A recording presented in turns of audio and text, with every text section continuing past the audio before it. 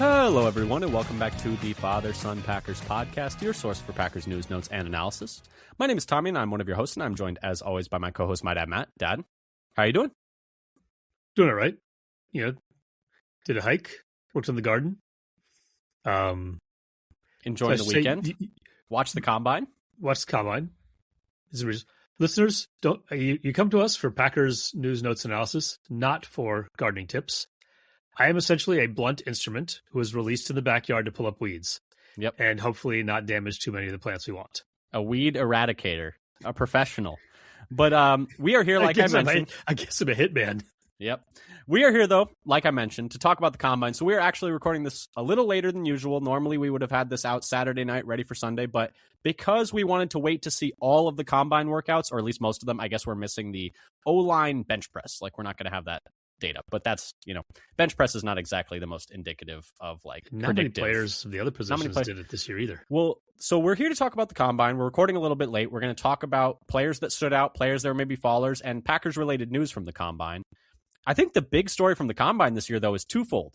One, insane, overall group testing and records being broken and then broken again within minutes of each other. We'll talk about that maybe a little bit when we talk about Kenyon Sadiq and Stowers going back and forth on the vertical jump, breaking the records, and then back and forth on the 40s. Although maybe not as back and forth in the 40s. But then the other is just, I think year over year, what was it? Someone said it's like a 15%, 18% drop in participation from last year. I think it was only 35% of players participated fully in the events, or even enough to get a RAS card. So I think part of the reason that the group wide, athleticism testing is setting records, not necessarily the individuals, because also there was record setting, athletic testing from the position groups, like D tackles had their best athletic testing that they had, and same with the I believe it's the same with the tight ends, and same with the I can't remember what the other group. There's another group that really tested quite well. I believe it might have been the safeties, but part of it is just a lot of the players who would maybe not test as well are just not testing now, and that's just kind of the best are actually testing. Exactly, and that's kind of borderline how it's been going. I'm not going to do it. Wait for the pro day, and I don't blame them. Yeah, it's been trending that way for a few years since COVID, really, I think has been really the jumping off point where people just started doing the pro days. But so we're going to talk a little bit about who stood out, who didn't, and we're going to talk about mostly players who stood out from a Packers point of view. So you might be like, oh, why aren't they talking about Sonny Styles? Because Sonny Styles was the story of the Combine in a lot of ways, because he had maybe the greatest workout a linebacker has ever had at the Combine. But yeah, we'd love to have Sonny Styles. There's a 0% chance that the Packers are going to get him. So we're not going to talk about guys really at the top like him or Jeremiah Love, who had a really nice, showing as well, running that in the 4.37, I believe it was what he ran. Players like that we're not going to talk about as much just because they're not, players that are going to be Packers. And so if you are wondering, it's wow, I can't believe they didn't bring up Sonny Styles. That's why. But so we're going to talk all about that. Before we do, though, go ahead. Sorry, we spent a couple minutes talking about him now. Well, I just wanted the guy we didn't bring up. I mean, Sonny Styles did have it was a ridiculous Combine. It was absolutely absurd. But anyway, we are going to talk about that. Before we do, though, just wanted to pitch a couple of things. If you like what you heard, subscribe, whether that's Apple, Spotify, YouTube. Follow us on Blue Sky at Father Son Packer for updates on Packers related news, content from other Packers content creators that we enjoy, roster moves. We're going to be doing mock draft Mondays until the Combine starts. Run specifically by you, Dad. You're the. How many mock drafts do you think you've done already this year? Oh, for 2026, have we reached triple digits yet? No, I don't think I'm in triple digits yet. Okay, all right. When we have the 100th one, that one will get posted extra special. But anyway, if you like what you hear, tell a friend, leave a review, leave a comment, etc., etc. Let's start, though, with some news, though, Dad, because there is a little bit of news since the last time we spoke.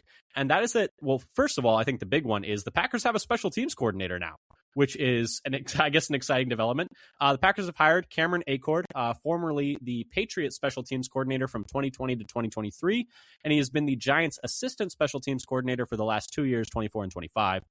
In terms of his finishes by year, mixed bag, but in some ways, maybe you take a mixed bag at this point if you're Green Bay, because at least there's some good in there.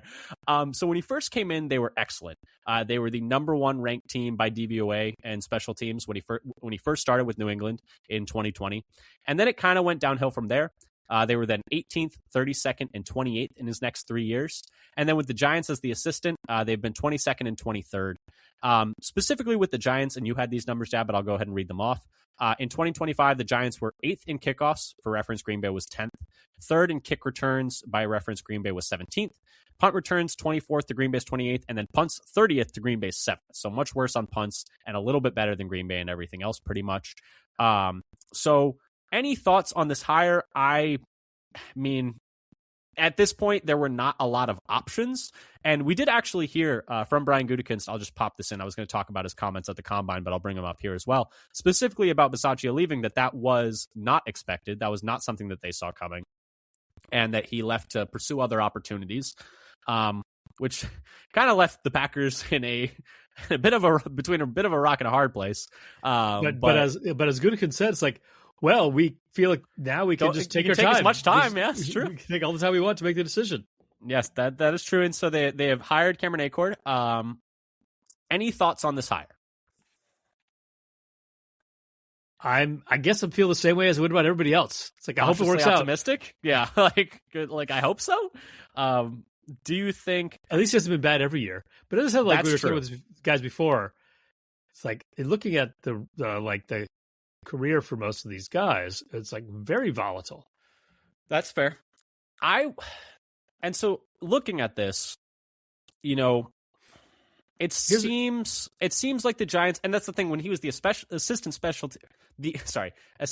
coordinator with the Giants, they were pretty good to like above average at several things. Well, so I guess it seems like the Packers don't necessarily care that much about kick return and punt return, and so punt and kick are the big ones.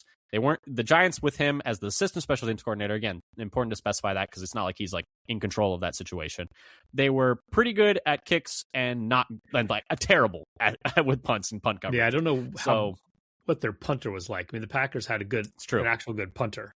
That is a very important point because that does make a big difference. But, I'm cautiously optimistic. I thought it was time for a change with Bisaccia. You just weren't getting the results, and you were just losing games. So if he's just like regular bad and not aggressively bad, I think that will be a win. Anything else be in the 20s but not have a game, like 3 games we can point to that, special teams lost that game? That's the thing. If we just can avoid the volatility, like if we are just like slightly below average the whole time, but like we don't have catastrophic mistakes, I consider that a win. Like if we were giving up like every single punt return went for 10 yards and every single kick return they got it out to the 35, and that you're making all your kicks under 50 yards and you miss a couple from 50 plus and your punts are like solid, but like if that was the case, I'd be like, you know what? We live with that. We can make that work. Our punt returns are like 3 yards, but we don't fumble any of them. I'd be fine with that.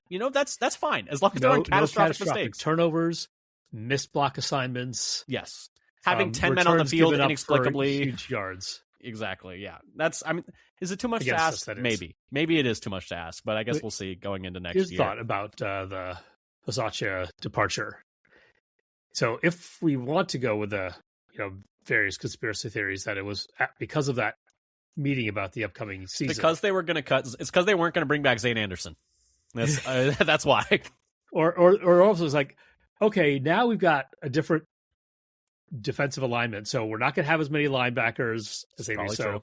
No Neiman, no Welch, no Zane Anderson, and frankly, Rich, it hasn't helped much. It hasn't helped. So why do we have these guys here? That's the thing is people are like, oh, the Packers don't invest in special teams. Look around. We're signing tons of special teams only guys. Nick Neiman, Christian Welch. When Keyshawn Nixon was first brought in, he was a special teams only guy. Rudy Ford. Zane Anderson. You just go down the list. I'm pretty sure Savion Williams, a big reason they brought him in was because of special teams like viability. Like I don't know. That's and we're paying the long snapper a lot, we're paying the punter a lot, and we're paying the kicker a lot. So like I don't know. But anyway, that's enough on special teams. I hope we don't need to talk about it for a very long time. NFLPA grades also leaked. Who would have thought that they would leak? Shocker.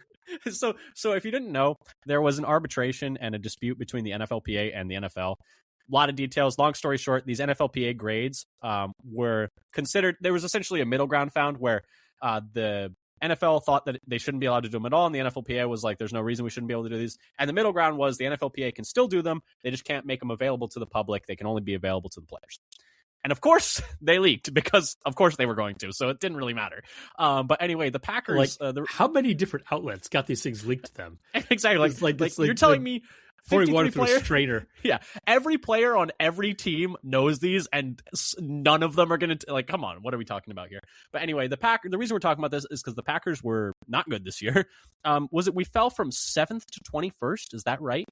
Was that how far we fell down to 21st? I believe we were like around top 10 last year, and now we're all the way down to 21st. Notable grades: LaFleur was at a B-, which was the lowest of any in the division. Dinged for lack of respect for players. Halfley, meanwhile, was an A-, so do with that what you will. Stenovich, C+, and special teams coordinator, B+. Treatment of family, C+. Just for some reason not having childcare on game day, which is just baffling for like, you're an NFL team. It's not that expensive. You're really like, talking it's like about a drop in the bucket. A half a day, every other week during the season. It's a drop in the bucket. Like, it's really not that big a deal. I don't understand why we don't have that. And then training room and staff, a C, but apparently that is getting, the room at least is getting worked on in the off season. So hopefully that'll get bumped up. But any thoughts when you saw these grades come out? Yeah, so the LaFleur one dropped like a whole letter grade. Yeah. So he had a big plunge, and I don't know why that is. Oh, and the important note was these grades were done before the losing streak started. So this was not just a product of like people being unhappy because we were losing. Yeah. So I think the locker room was much better this year than last year because they redid the locker room. Put a lot of money into redoing the locker room. Yep. So I imagine that the training room itself will get a good grade next year. They've already listed. Can I ask you a completely unrelated question? Did you see the story about the Steelers one? Did you see this? Where apparently they only have 5 stalls for the entire team. In the bathroom. In the bathroom, they only have 5 stalls for all whatever 60-some players.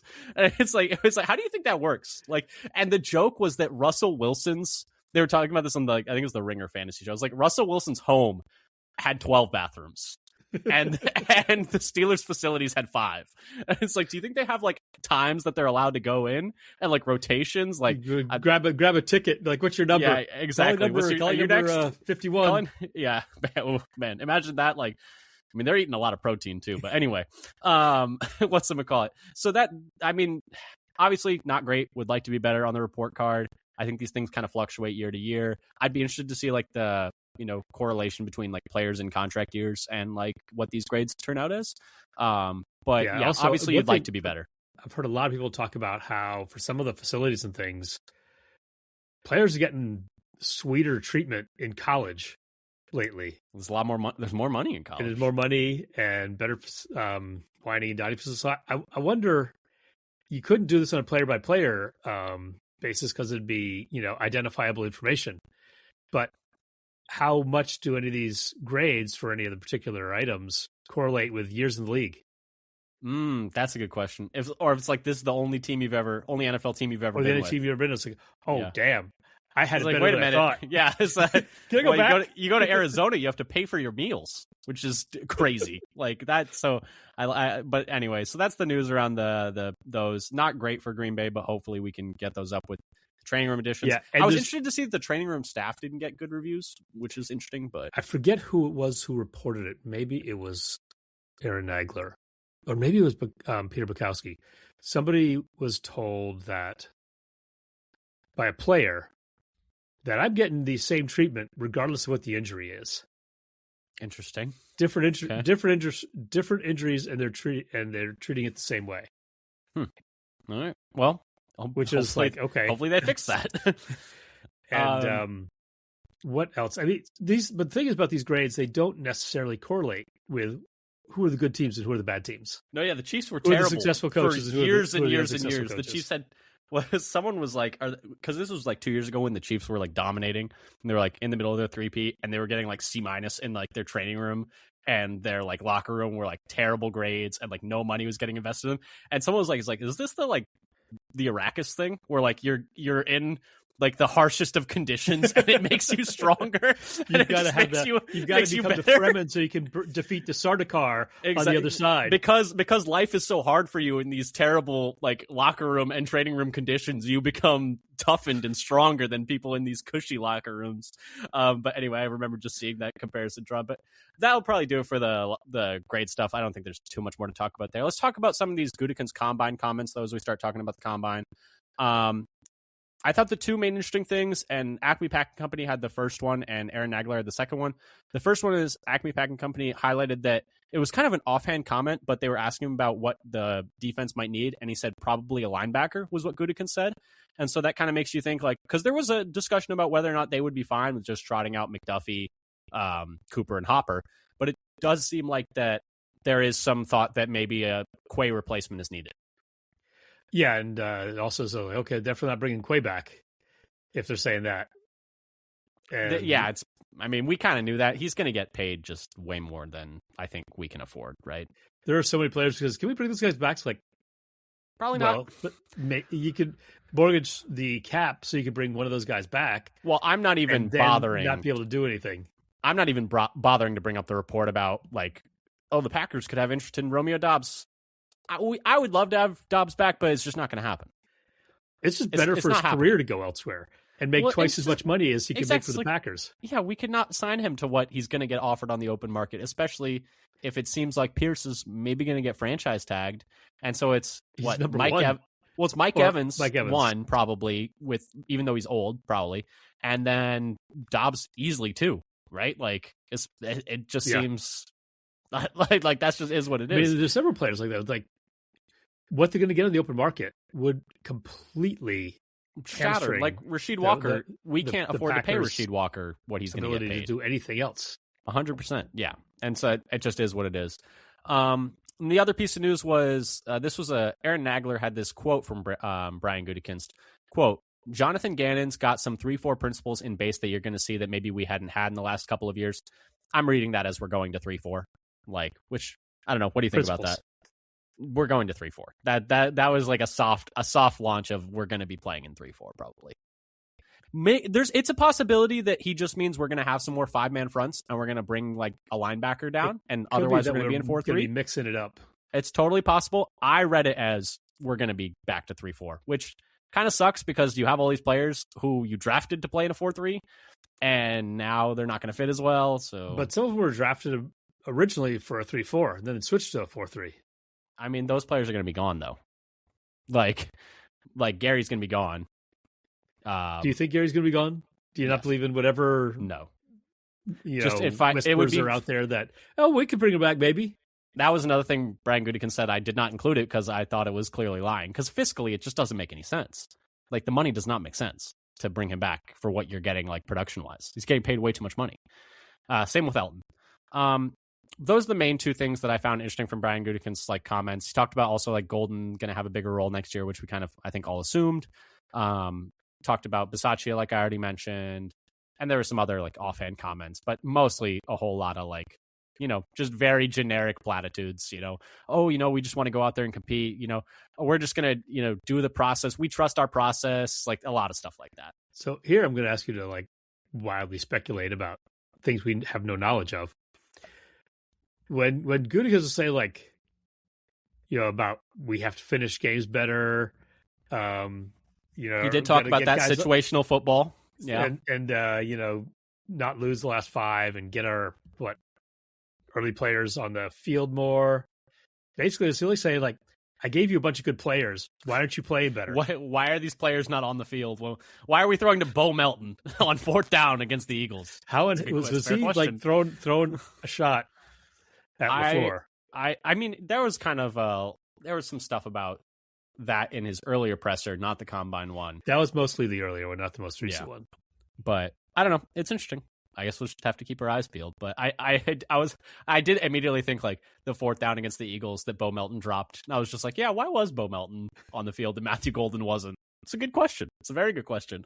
But anyway, the other piece of news for Green Bay, not signing either Zane Anderson or Emmanuel Wilson to any tender. So they'll both become restricted free agents. Per Matt Schneidman and Jeremy Fowler. They'll become unrestricted. Sorry, become unrestricted free agents, right? Not super surprising because the tender would have been pretty expensive, right? The lowest is like $3.5 million for right of first refusal. Yeah, And it's just not if worth you don't expect those guys to sign that much anywhere. Yeah, you're overpaying. Do you expect them back with the team? That's a good question. Did Zane Anderson only come to the Packers to play with Bisaccia? That's in which case, I expect him maybe not to be.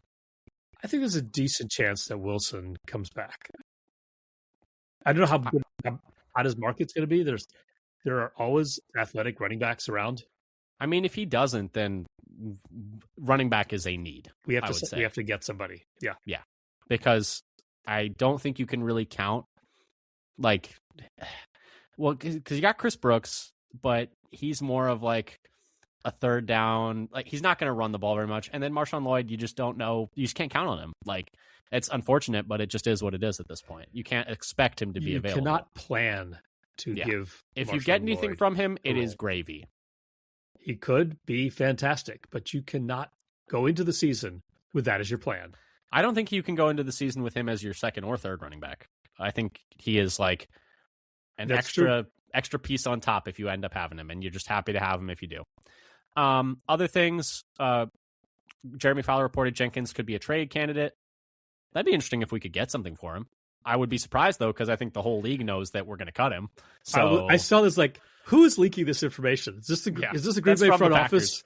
Brian Gutekunst leaked that 100%. Like it was like, yeah, no. I think it reminded me a little bit of the Jair thing. It's like, oh yeah, like we're not going to cut Jair. We're like, why would we cut a player that's so valuable? Like we'll trade him maybe, but I mean he's a good player. And then everyone looked at him like, we know you're lying. Like come on now. Like what do you take us for? Yeah, no one believes that. Anything for. But anyway, so there's that, and then the final thing is Green Bay was reported. So let's start transitioning to the combine stuff. Green Bay was reported to have met with Malik Muhammad, corner from Texas, and Lee Hunter, defensive tackle from South Carolina, at the Senior Bowl, and was also scouting Caleb Proctor, defensive tackle, and Caden Curry, who did not do any testing. So seems like they're talking to people. Oh, also Brian Gutekunst, like they asked him, was like, would you like, even though you don't have a first round pick, are you still going to meet with like top 20 prospects? And he was like, yeah, no, we're definitely like still going to do our process as if we had a first round pick and do everything exactly the same. I think the words he used is like, you don't skip steps. So I thought that was an interesting one. And also I said Lee Hunter was from South Carolina. I meant Texas Tech, my bad. Texas Tech, Red Raiders. Yeah. But anyway, I guess this brings us though to talking about, we're 20 minutes in. The main thing that we were here to talk about is players that stood out at the combine. Like we said, we're pretty much all through the testing besides bench press for the O-lineman, but I think that's not a super predictive metric, so it's not as important. Let's start talking, though, about players who stood out, and we'll try and get through as many players as we can. We're already running a little long, and we're trying to not go over an hour. So I guess we'll try and be quick with as many players as we can.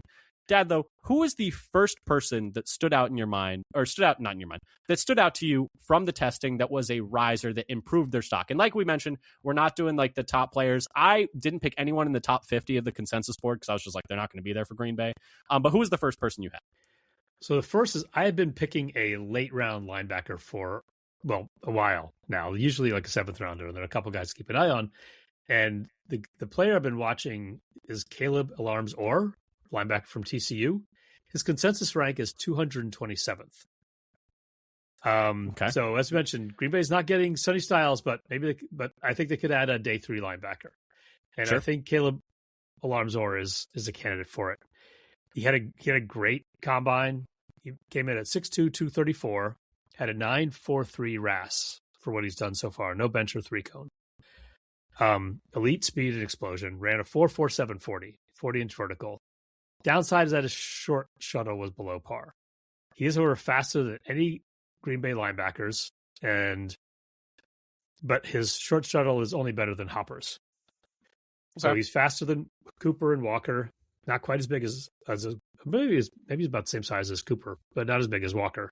But and he's also, I think, going to be like a 5th or 6th rounder. He's going to move up a bit from this, but it has potential to be a possible starter in the long term for some games. Kind of like McDuffie, a little but faster. Yeah, and I was going to say he is a little bit faster than Cooper, but I will say Cooper's 10-yard split is much better. So that's an important thing because I think Cooper's 10-yard split was like a 1.54, 1.56. Yeah, and I think Elarm's Oars is a 1.59. So still very good, but so faster 40, but not quite as fast over 10 yards. Yeah. But yeah, I think, Brian Gutekunst mentioned that like we are probably going to look at linebacker. I would not imagine that's going to be early, but obviously they're just going to go best player available.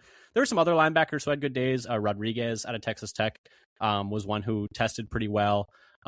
And there was I'm forgetting the guy out of BYU, might have been Kelly, also had a nice day testing. But yeah, you might be right. But yeah, so there were some good linebackers testing, and he was definitely one of them, and someone to keep an eye on for Green Bay as like a late day 3 guy. Speaking of late day 3 guys, and speaking of linebackers, we weren't going to talk about Sonny Styles, but this next guy is actually not a linebacker. Lorenzo Styles Jr., Sonny Styles' brother, is... So this was crazy. 562nd on the consensus big board. So nowhere near anything.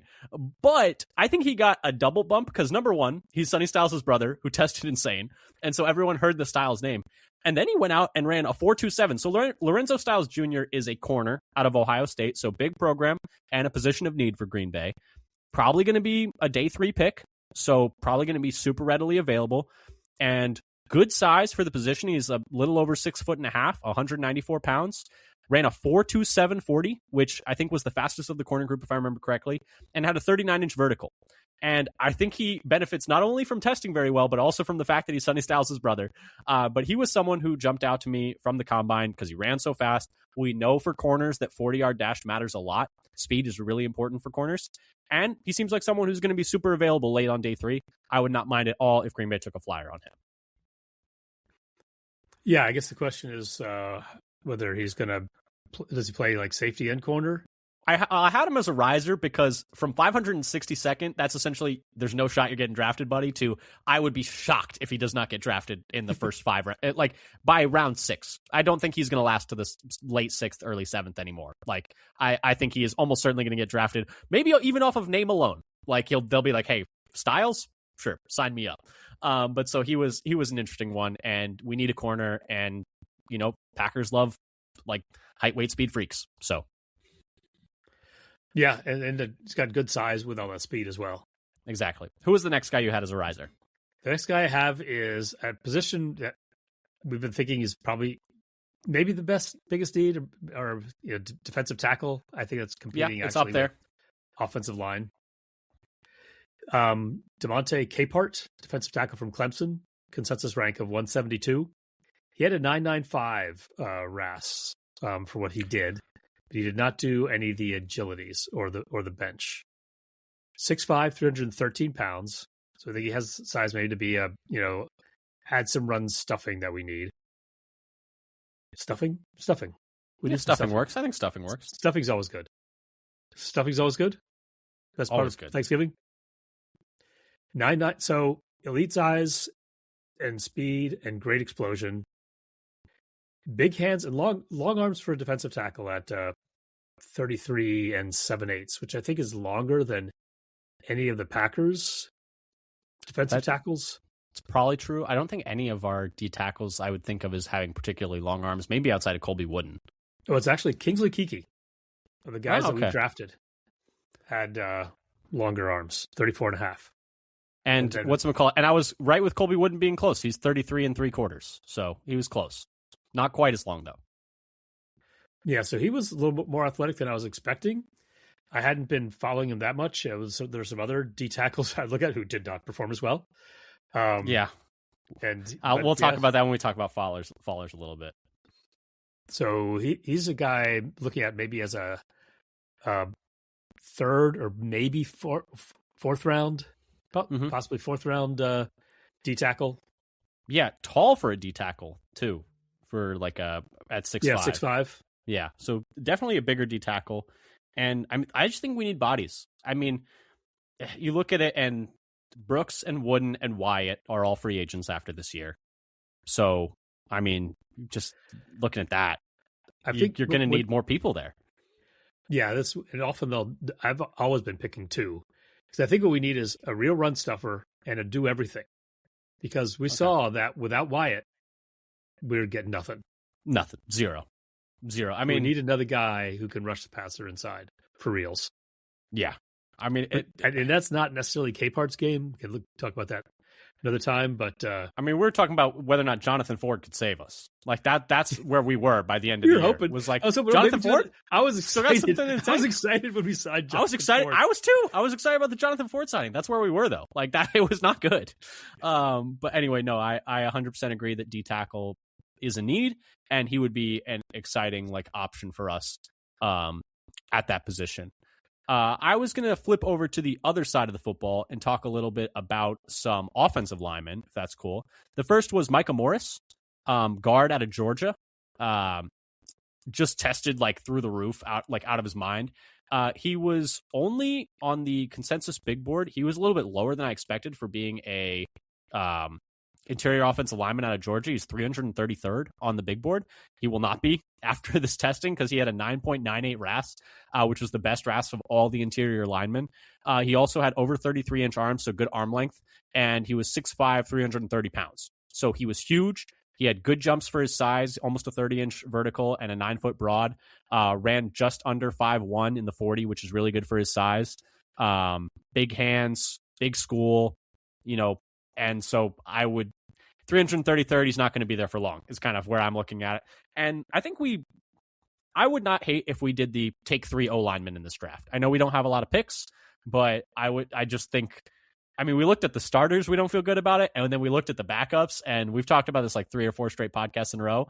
When you look at the depth behind the starters, it's like really barren. And so I would not mind a 3 O-line draft where just keep taking flyers at those spots. But Micah Morris had a really good day, and I would be surprised to still see him in the 300s and still see him as like a day 6, day 7 pick when it comes to, he did not do the agilities, to be fair. So that he maybe would not have as good of a RAS if he did those. But still, 998 RAS is nothing to sneeze at. Yeah, no, and we need some O-line depth at the very least, and I wouldn't be surprised. I actually won't be surprised if I take 3. Sometimes I've done it. I think we're going to get an early offensive lineman, either a tackle who can compete for everything, or somebody who can play center, and then 2 more for depth. Exactly. Who is the next guy you had on your list? So I'm going to go to corners. One guy. So Chris Johnson is a guy who's been kind of on everybody's radar, and I pick him when he's available. Yeah, often. It's this is one of those guys, he might have tested himself out of the Packers range. His consensus rank is 47th already, and he got a 9.72 RAS.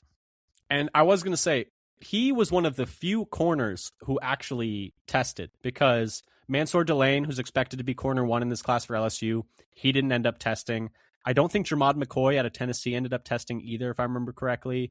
And like several of the top corners in this class did not testing. He was one of the few who did. And I think that teams are going to, take notice, because he also crushed the testing too. Yeah, he's got enough size for the Packers. He's 6 foot, 193 pounds. He had elite or great, I should say, vertical and broad, around the 85th percentile. And same with elite 40 time, and also really good 10-yard split. So basically did well in everything, and meets the Packers thresholds, but might have got himself up to the first round, even, right? Because he's consensus. First round is not even in the radar for the Packers anymore. He's 47th on the consensus big board, but that was before this testing. Yeah. And he has fans in the scouting community, apparently. I was listening to the McShay show on the Ringer, and Mensch, the guy that does it with him, was talking about a lot of people are really high on this guy, and they could see him, moving up, especially after this combine. Speaking of corners, there are some late round corners who really, really had excellent combine showings that are probably going to get them I already talked about Lorenzo Styles Jr. as one of them, who's like super late round corner who tested, his athleticism through the roof. Probably going to get him moved up, higher on day 3. Another guy who did that is Charles Demings, corner out of Stephen F. Austin, 997 RAS, 6'1", 193, and ran a 4.41. And also had a 42-inch vert and an 11-foot broad jump. He's 252nd on the consensus big board. And in a corner class, like I said, where a lot of guys didn't test, showed out, had the best RAS of any corner at the combine, good height, good speed. I think he definitely, maybe even moved himself into, early day 3, late day 2 conversation with that testing. Yeah, he's mostly been, in like 7th round territory, I think, on boards, depending on what site exactly. you're at. And so now he could be pushing into like 4th, 5th round. When you essentially have the best testing at your position group, like that's not nothing. And I do think that teams are going to take notice. But he had an excellent day. And there were also some other corners that had good testing. This guy was a guy that you highlighted at the Senior Bowl, was Ephesians Prysock. He had a really nice day of testing. He ended up, I don't have it in front of me, but he ended up in the mid to high 9.5-9.7s, I think, in RAS. And I was going to talk about him, but then we had so many players, and I was like, we talked about him briefly, during the Senior Bowl, so I don't want to talk about him again. But Prysock is another guy who is lower on the consensus board. He's 154th. I think he also improved his stock. 977 RAS. 977 RAS. Thank you. 6'3", 196. So good enough size. 4.45 and explosive vertical. And to be fair, both Prysock and Demings both did not do the agilities. So maybe the RAS would have been lower without those, but they did not do them. And the athletic testing we have, they were both elite athletes. Who's the next guy you had?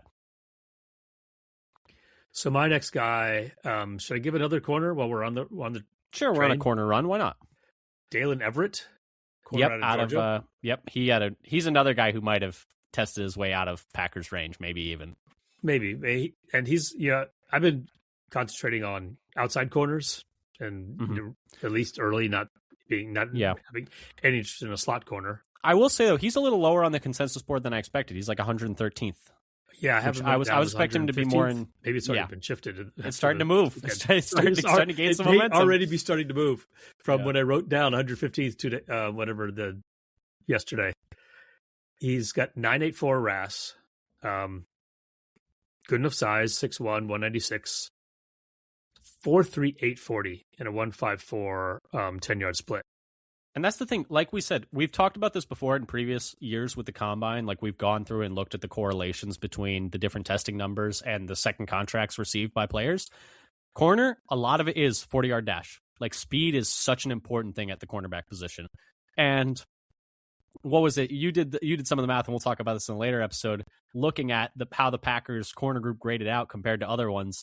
In coverage, 30th out of 32. Yeah. Not great. So it's definitely a need. How much of a need is debatable. Better against the run, actually. Yeah, we're pretty good against the run. 16th average, league average against the run. Just don't run towards Carrington Valentine, please. Run the other way. My analysis, we'll talk about that in another episode in depth, but we have a few holes to fill. Yes. I have corner as our third. We talked about our needs in, I think, 2 episodes ago, I believe it was, or maybe last episode. We talked about biggest needs. You had corner higher than I did, but I think we both agreed it is a need. Yes, for sure. Because we at least need depth, and there's going to be like nobody under contract in a year. Yeah, that's the thing. There's like a couple positions like that where it's just a ghost town in these position rooms. Like you look around, it's the Fresh Prince meme where he's like looking around the house. There's no one there. That's the corner. That's D tackle. Yeah. Wide receivers looking a little empty after this. Would you be surprised if they took a wide receiver? I wouldn't be shocked. I know we just took surprised. 2, but Reed's going to be a free agent and Wicks is going to be a free agent after this year. And I don't know. What do you think they thought of Savion Williams' rookie year? Kind of a bit of a tangent, but it's not like he got a lot. They didn't. They must not have thought too much about him as a receiver. They did not try to use him much. 2 targets past the line of scrimmage, I think, total. Oh, those crazy. Remember, we're 3/4 of the way through the season or something, maybe not quite that far. And his average depth of target was negative. It's negative, yeah. This is pretty bananas. And I mean, he had that great catch against the Giants, which was a fantastic catch, and it was a really important catch. And but it was his thing. He was like a 90% contested catch guy in college. Yeah. Yeah, that is true. And he was contested catches, and such a weird player. It's like, I'm elite at contested catches and being a wildcat quarterback. What an odd skill set. I would like to see him used more next year. I guess we'll see. But anyway, sorry, bit of a tangent. You were talking about more corners, Dalen Everett. Is there anything else you wanted to add on him? No, not too much. It just looks like another guy, and I think a lot of people talking about him. There's been little buzz anyway, but yeah, as a guy who might be available in the third round.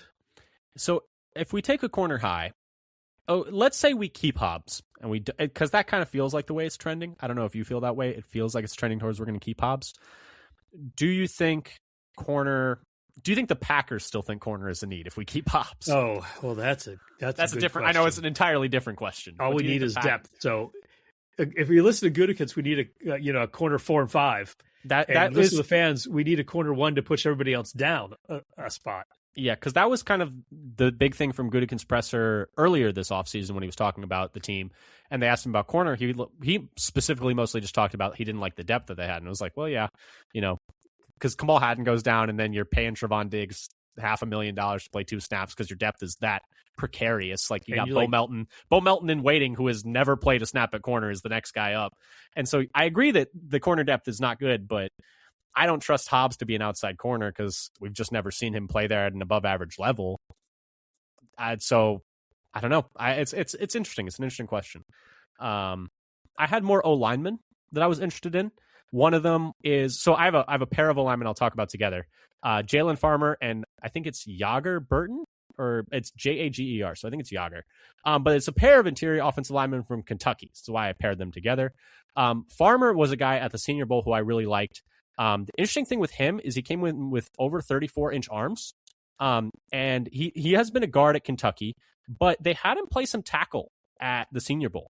And with that arm length, I think that's a very interesting thing. He came in with, really good size, almost 6'5", 312 pounds, pretty decent jumps, 9 foot broad, which was really good.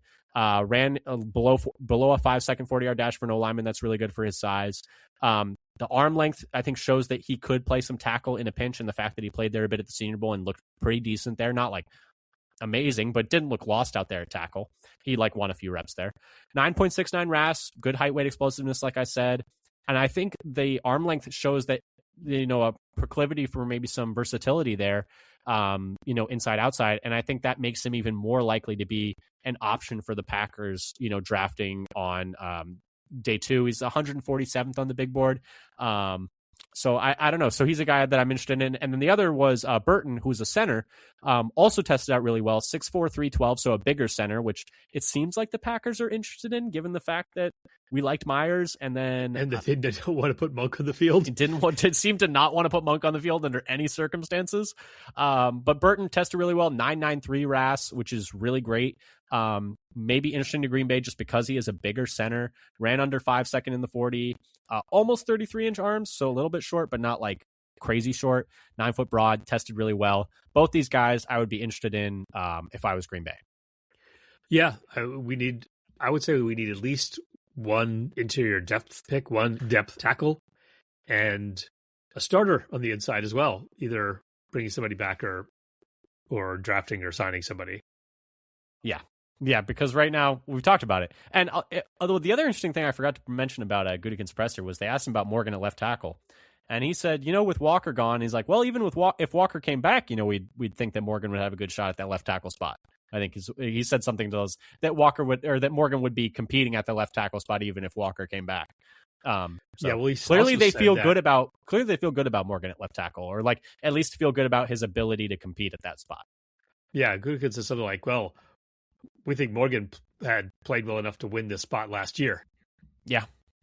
And maybe that was hey, why were we not playing Morgan at left tackle for the whole year when Walker was having probably his worst year as a starter this past year? Is probably fair to say. But anyway, who are the next players you wanted to highlight? Any more risers you had? Yeah, I had wanted to get some offensive linemen, and the one I'll talk about the most is somebody everybody's been discussing in part because he's got great hair. Jennings Dunker, guard from Iowa, consensus rank 51. So he's kind of right on the border Great of hair. whether he'll be available or not. But, players go, there's definitely plus Never and say minuses, never. Never say even never. if they've got the consensus rank correct. 6'5", 319. So he's a pretty big guy. They seem to be going more for bigger guys. 9.67 RAS. Great size. Elite explosiveness for a guard. And good. He did want agility, so that's better than a lot of players doing, and he was great at that as well. 86th percentile with a 4.63. It was the third best short shuttle for all of the offensive linemen in the combine last time I checked. Long enough arms where he could play some tackle with 33.5 inch. The average arm length for tackles who played under Gutekunst is 33.8 inches. That's the average. Mm-hmm. Though he did play, and he played exclusively right tackle, but the opinion seems to be he's going to be a guard in the pros. And the hair. We got to talk about the hair. Right? It's a bright People want to red, draft him just for the hair. Fiery mullet. It's fantastic. He was getting so much camera time by everybody, okay, not just Packers fans. If you're an O-lineman and you can grow a mullet, I think that there. I got to do the numbers on this, but I'm pretty sure that jumps you up 40 spots. I guess it's probably worth. Is that worth? It's worth a round. It's got to be worth a round. It's got to be worth at least $50,000. Like it's worth. I think it's legitimately worth a round in the draft if you have a mullet. I can't prove this, good mullet, but it feels like it might be worth $1 billion. Is it worth $1 billion over the course of the contract? I'm just saying it 100% could be, because it feels like guys with a mullet get drafted a round higher every single time. If you have good hair and you stand out, like they can just tell. What's your warrior, gladiator? Exactly. Dunker's a good one. You had another O-line though, because I doubled up. I'll let you double up. Who was the other O-lineman you had? So I'm just revisiting a guy we talked about before, Markel Bell, from the Senior Bowl where he played well, consensus rank of 160. He didn't do much testing, but he came out in the measurements 6'9", 346 pounds. It's actually down 12 pounds from where it was at the Senior Bowl, but also the longest arms at the combine at 36 3/4 of an inch. His 40 times, so he did a 40. It was below average, but his 10-yard split was above average, so it was not terrible. And then he didn't do much else, but he's just a massive dude. People have been comparing him to what's his name? Brown. Trent Brown? Another who's been in the league forever, just giant, massive mountain of a man. Right, yeah, Trent Brown. Massive he's tackle. been in the league forever. And he had some good reps with him, so I think he's got a chance. Yeah, I think, and I mean, we just got to keep looking at these O-line guys, because there's a bunch of them that, I mean, the Packers just need O-linemen. I'm going to move over to some skill position players, because there are a couple of them I wanted to talk about. The first was Sam Roush, tight end out of Stanford. So I do think tight end is a sneaky need, because when Kraft went down, I think you could really tell that the team needed more tight end help, because Musgrave has not developed how we might have hoped. When Fitzpatrick went down, it was like, oh goodness, we are really in trouble now. We do not have a real tight end to throw out here. So that's been a problem. Roush might have tested himself out of, Packers range. He's only consensus big board 123. I don't think he's going to be there for very long, because he is one of the few tight ends with real size in this draft. Like we talked about, Kenyon Sadiq, like he's going to be a first rounder and he tested great out of Oregon, but he's not a big tight end. Whereas Roush is 6'6", 267 pounds, but still jumped 38.5 inches with a 10.5 foot broad jump, had a really good 3-cone, decent short shuttle, and then ran a 4.7 flat, and he had a 9.94 RAS. Exactly. He did every test and had a 9.94 RAS. He's a mountain of a man, and not many tight ends do the agilities anymore. And his 10-yard split is also insane for his size, a 1.61. Like that's a big man moving. He can break tackles too. Like he's interesting. I would be very interested in him, but he might have made it to he's going to be a 3rd round pick. And I don't know if tight end is so much of a need that we're going to take one in the 3rd round, because they'd be a second tight end when Kraft comes back. So he's very interesting. Might have kind of made his way out of where it might make sense for the Packers to take him, but he's an interesting guy, and I felt like highlighting him. Yeah, I also was thinking about a tight end, but I was really been looking for a tight end to pick in like the 6th or 7th round. I mean, you picked one so well that you think he's going to be moving up out of range. He tested very well, and there aren't a lot of bigger tight ends in this class. So I think he's also, from an archetype.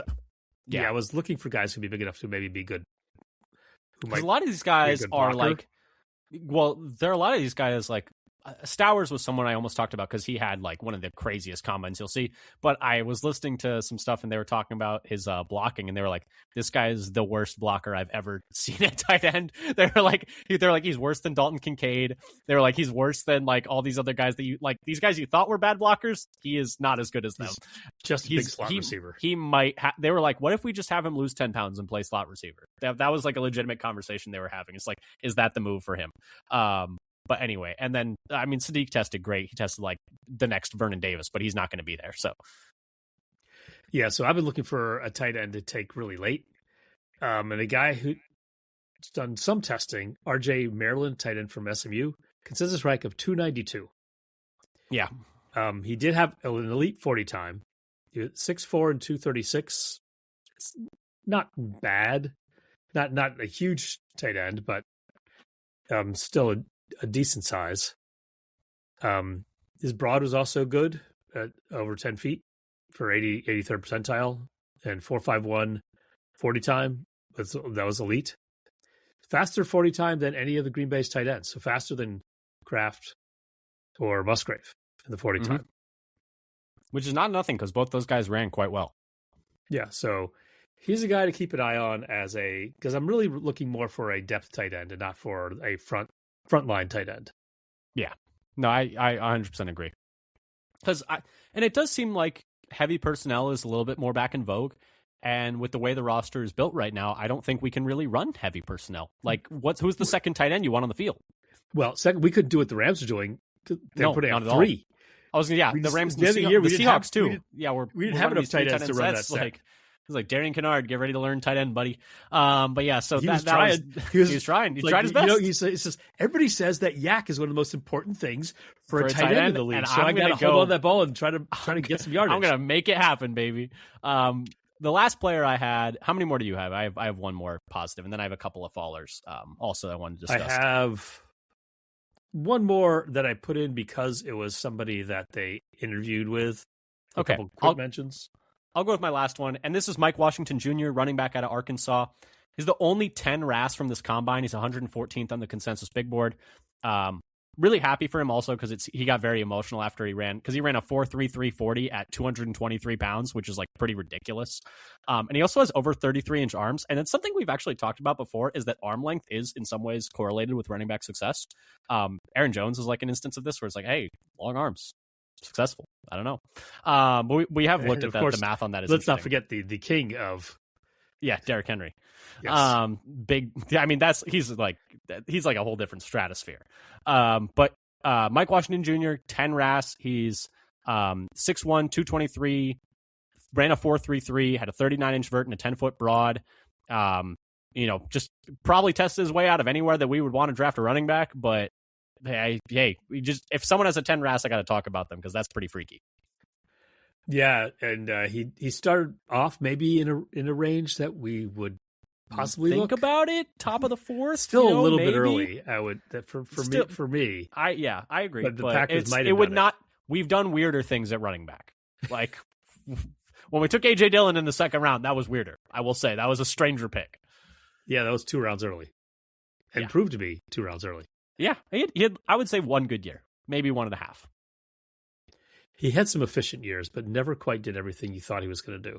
He was never as good in short yardage situations as you thought he should be, which always kind of felt like it when you watched him at Boston College too. It's like, hey, why is he getting? He turned out to be a better receiver than anybody thought coming 100%. Out of college. But he'd get in the hole with a safety that he had 30 pounds on, and he'd get stoned, and it's like stoned in the hole, and I'd be like, okay, what is happening here? Like how did that happen? Or he'd trip.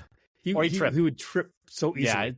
Yeah, he could not get his legs up. But anyway, we don't need to talk about AJ Dillon. Who's the last player you had?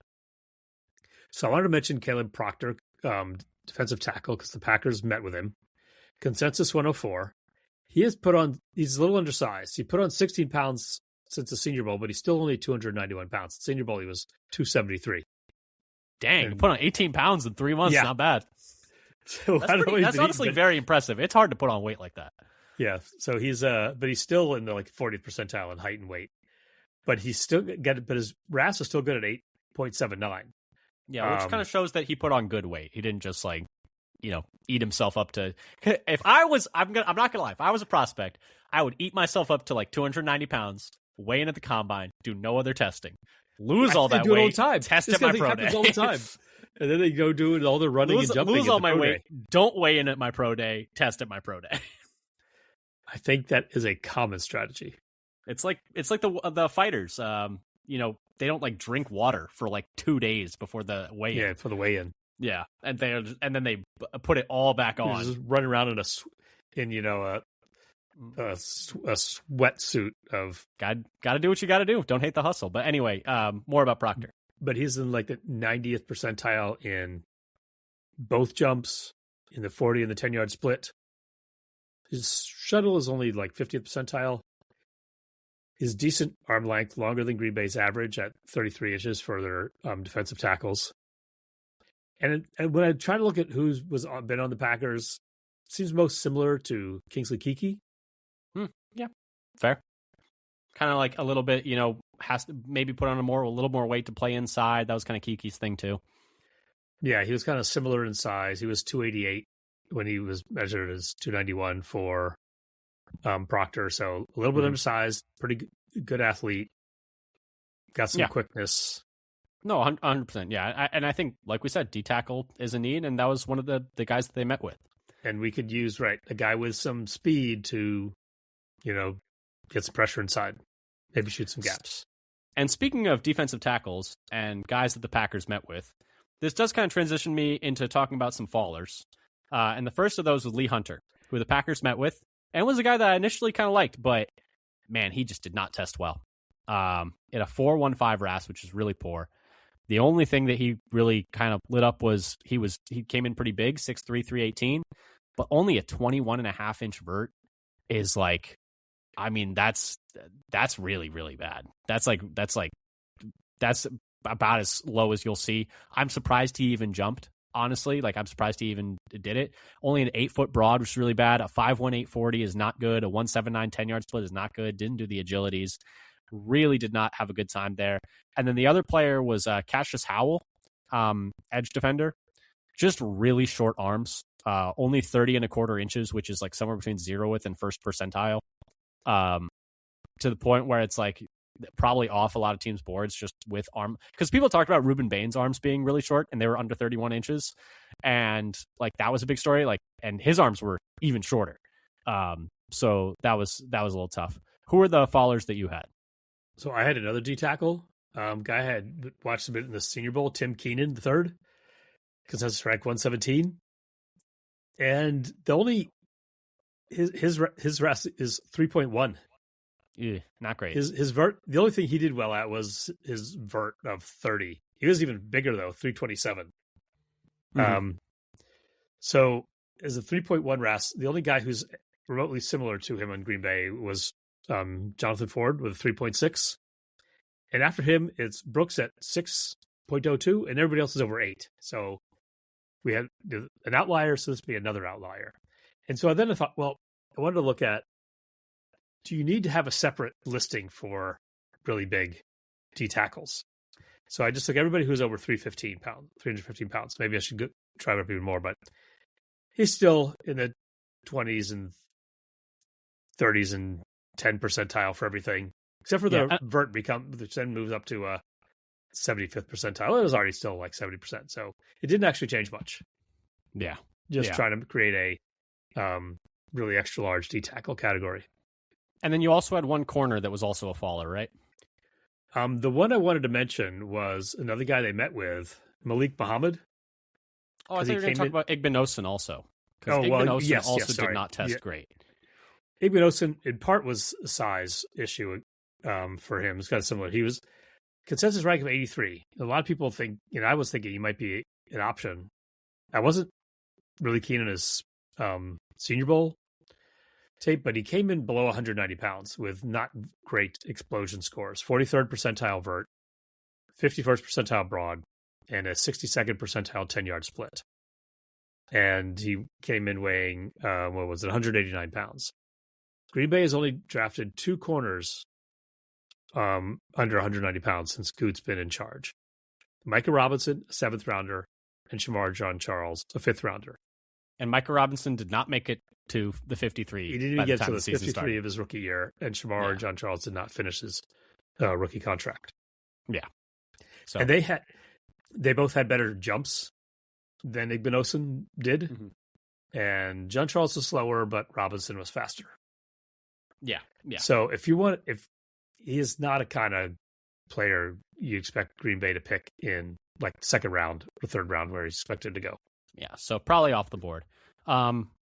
Any final players you wanted to touch on before we wrap things up here? As I said we weren't going to go over an hour. We are now over an hour. So I was just going to quick mention Malik Muhammad as well, because that was a guy we met with. Because we met with him. Yep. But he came in at only 182 pounds. Yeah, probably too small for his Green testing Bay's was otherwise thresholds. good, but it just doesn't seem likely. Yeah, that's usually a threshold issue, and it's unlike the Packers to vary from their thresholds. But anyway, this has been our Combine episode talking about the risers and the fallers from the 2026 NFL Combine. Which of these players might end up on Green Bay, which might end up on Green Bay's rivals, which will end up hearing their names, called on draft night in the first round, which will have to wait until undrafted free agency. I guess we will have to wait and see.